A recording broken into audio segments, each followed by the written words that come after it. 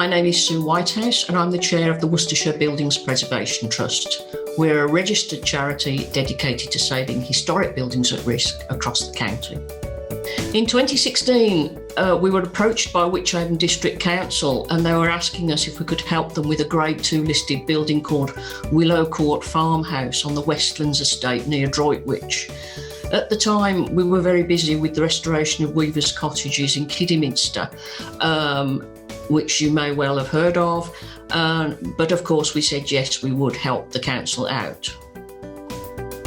In March this year, the Trust was awarded development funding of £259,400 by the National Lottery Heritage Fund to enable us to develop a scheme to save this important historic building. We'll be working together in a partnership with Wychavon District Council and the Platform Housing Group to restore and convert the farmhouse into 6 affordable homes for local people. We're also pleased to have been joined by the University of Birmingham, who will be looking at exciting new ways of telling the story of the building and the site as part of our project. The generous grant to help save Willow Court Farmhouse has been made possible by National Lottery players, so thank you to you all. My name is Suzanne Wenchek and I'm a project organiser for the Worcestershire Building Preservation Trust. I'm currently working for them on the Willow Court Farmhouse project in Droitwich, and I will be project organising that through the development phase for the National Lottery Heritage Fund project. So the Worcestershire Building Preservation Trust covers the whole of the county and acts to look after buildings that have maybe fallen into disuse or disrepair and help find new sustainable futures for them.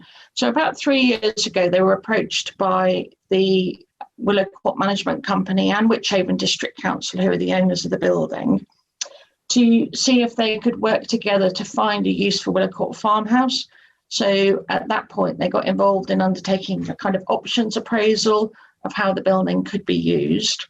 They've undertaken the options appraisal, and at the end of that was successful in applying for funding from the National Lottery Heritage Fund.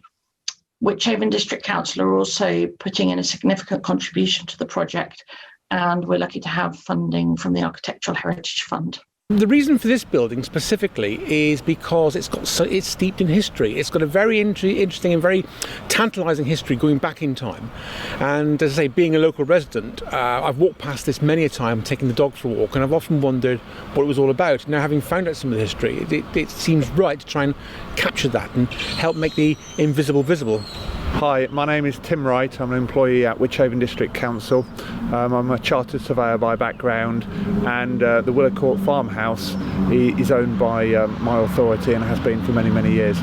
Well, primarily we're involved because this is an iconic building and this is our opportunity to reinvigorate the area and for the farmhouse to be restored to its former glory and to be converted into 6 affordable properties. Well, I run a little team called the Human Interface Technologies team at the University of Birmingham, and one of the things that we've been doing over many, many years is helping people to recreate history using virtual reality. So one of the things that we're hoping to do here, and being a local resident, it's actually quite important to me personally, is to be able to recreate the farmhouse and the farm grounds as it may have existed many, many hundreds of years ago. And we will be able to fade through time to show people exactly what it looked like before it was renovated, as it will be in this project. We've found out quite a lot through the Wychavon Council contacts and our friends in Worcester Archaeology. And this place has been around for centuries. It's even got links possibly going back to the 15th century. And certainly more recently, it was used as a farmhouse, much more extensive than the remains you see here.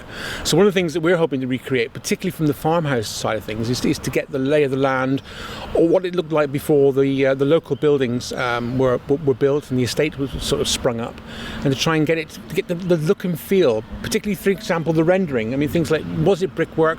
Was it rendering? Was it concrete? Was it brick? Was it block work?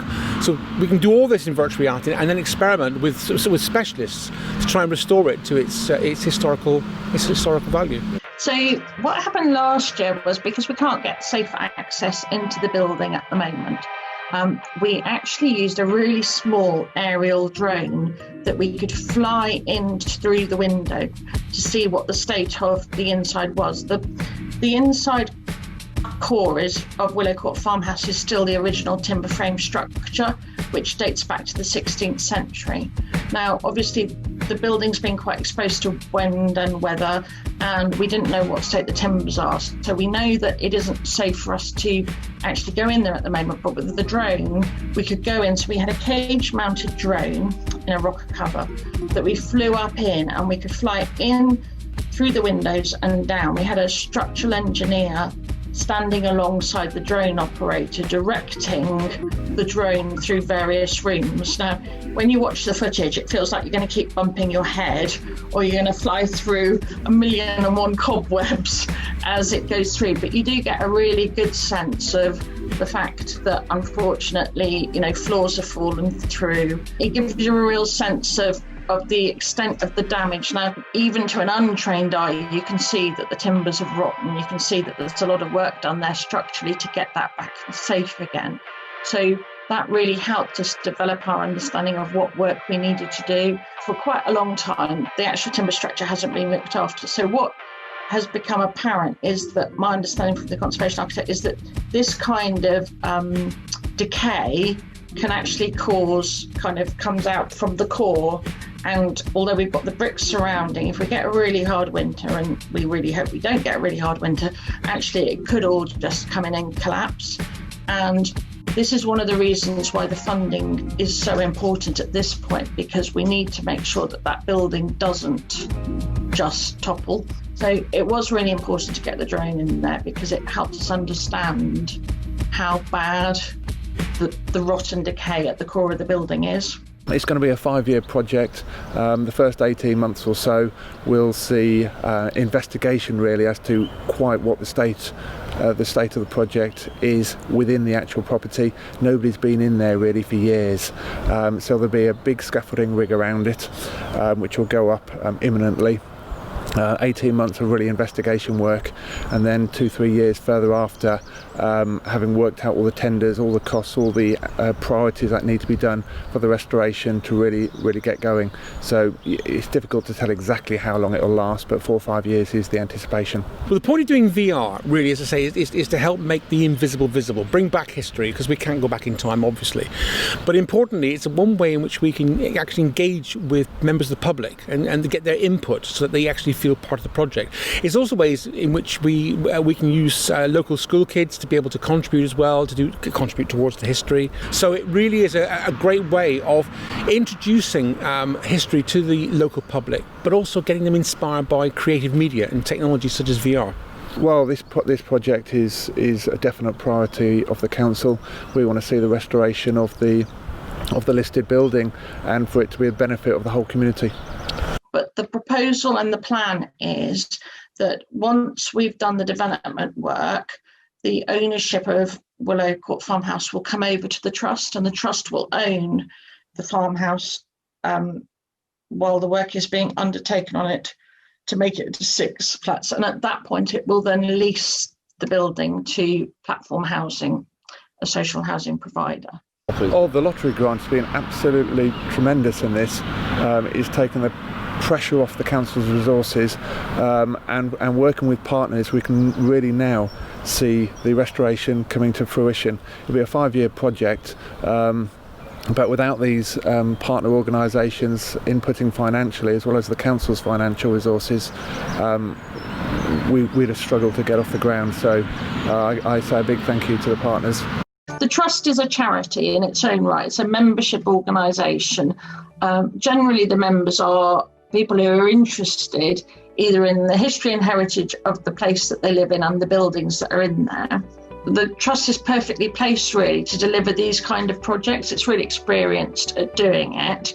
The trust as a charity can move forward and act like a developer, but doesn't have the same requirements to make a big commercial return on a project. So the trust can do projects that no developer would ever really touch. If you've been inspired by this project, you can follow progress via our website, and we hope to bring you regular updates just like this one. When it's possible, we'll be organising a series of events so that local communities can get involved with the project. If you'd like to further support the work of the Worcestershire Building Preservation Trust, you may like to consider joining our supporters group. You can find details on our website. We're already looking for our next historic building rescue project in Worcestershire. If you want to find out more, follow us.